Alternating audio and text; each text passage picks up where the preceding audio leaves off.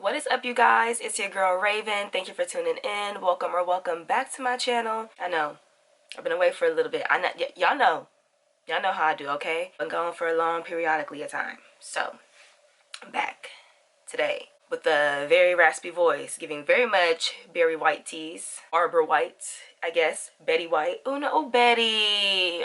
R.I.P. Betty. But girl, I went to Atlanta last week for the first time ever, just for like a little weekend, you know, MLK weekend. And Atlanta is so cute. Like, girl, why was that my first time? I just can't believe I've been sleeping on that city for so long. Like, don't get me wrong, I've been wanting to go, but it just was never like really a time or a place. I'll do like a little reel or whatever. I just want to come on here today because I've been triggered, y'all. I have been triggered. I was in Atlanta. I met this really dope dude, right? He was Nigerian. He's so fine, chocolate, like nice teeth, hair.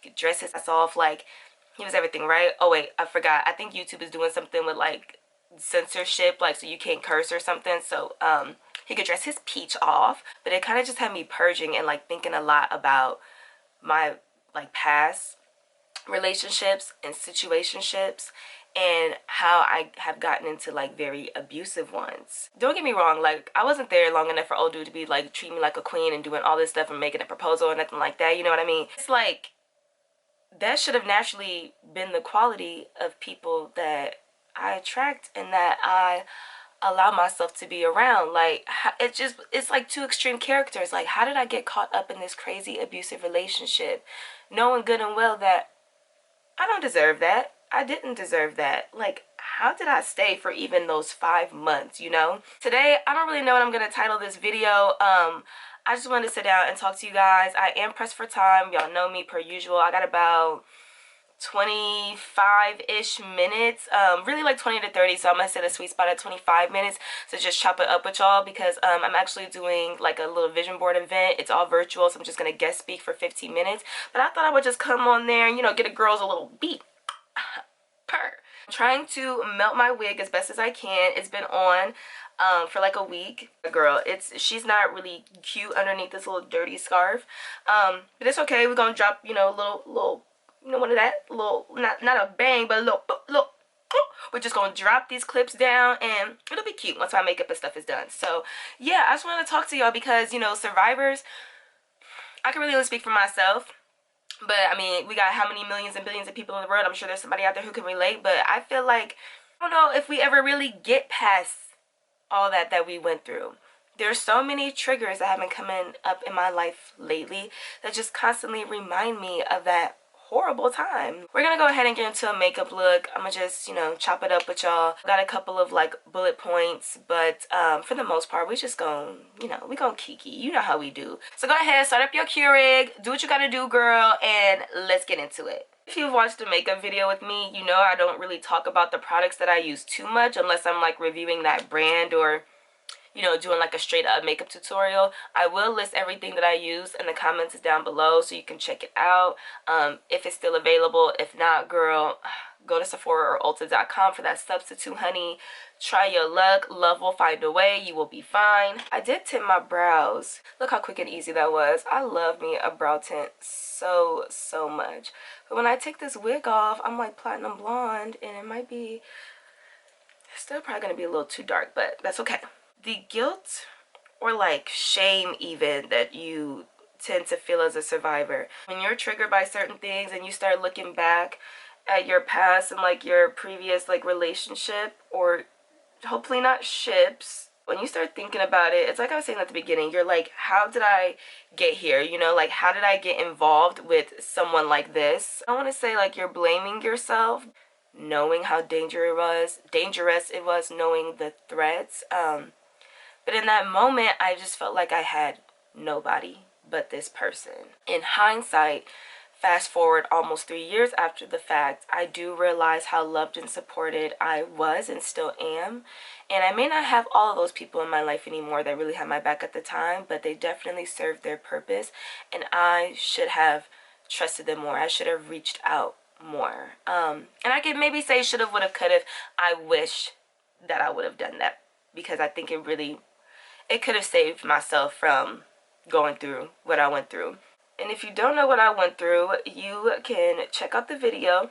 I'll try to leave a link like in the little what do you call it, in that little box up there, or at least like leave a link in the description so you guys can watch or listen to my story time. It's very similar, where I do my makeup and I talk about my situation with DV. My mom actually got this for me for Christmas. This is the Bite foundation. I didn't even know Bite had a foundation. I didn't know Bite was going out of business. To me, Bite was just like a lip product for the longest times. I did do a spray tan. I'm sorry, not a spray tan. I did like a DIY at-home tan with my Saint Tropez. People be underestimating black girls tanning. I've been thinking about going back to my therapist just to, you know, kind of catch her up to speed on what's been going on since my break. One thing I learned in therapy is that you really do need to forgive yourself. I practice forgiving myself, and you know what? I thought I did, but forgiveness is not necessarily like a linear journey. You know, you might feel forgiveness one minute and then you might like purge and grieve and change your mind the next. And that's completely fine. You know, that's your prerogative. That's just life. Life is a roller coaster, and like our emotions are roller coasters. What may be like applied to our feelings and whatnot one minute, it might not resonate the next minute. I thought that I like really forgave myself. I was like, oh my gosh, like I am so sorry, Raven. I'm so sorry, Raven. Like, you did not deserve that. I got these little triangular puffs off of Amazon. They came in like a 6-pack or something like that. But these are super soft. Oh my gosh, even as I'm just like rubbing the top of my hand, like it feels really nice. But this is what all the girlies are using to like bake and set their face these days. I'm gonna go ahead and give this a try. I can't believe I like never owned these before. Like, this is my first time trying this. Oh, that is nice. I do like this. Okay. Another thing that I have personally been dealing with lately is like trauma comparison. There's a time and a place where it's like, okay, let me tell you what happened to me so that it's like, you know that you're not alone.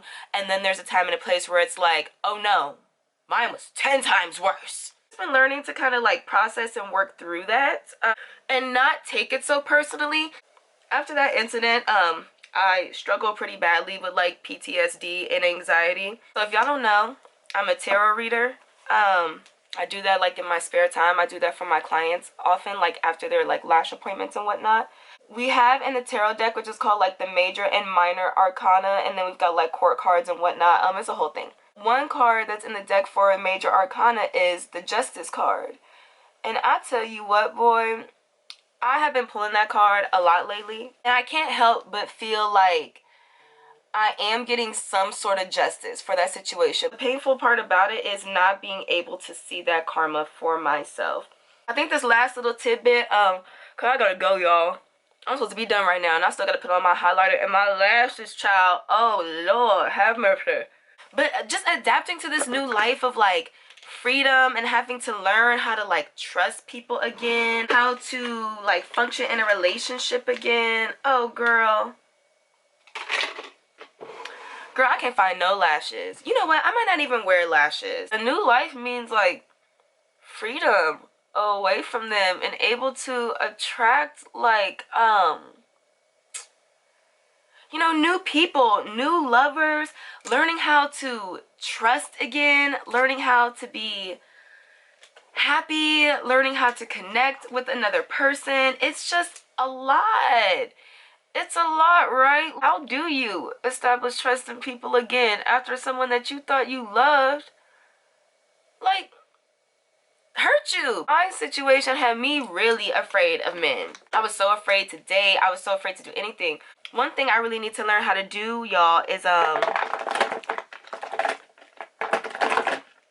I need to learn how to get my ass up and be somewhere on time. Okay, that's what I need to do. Hold on.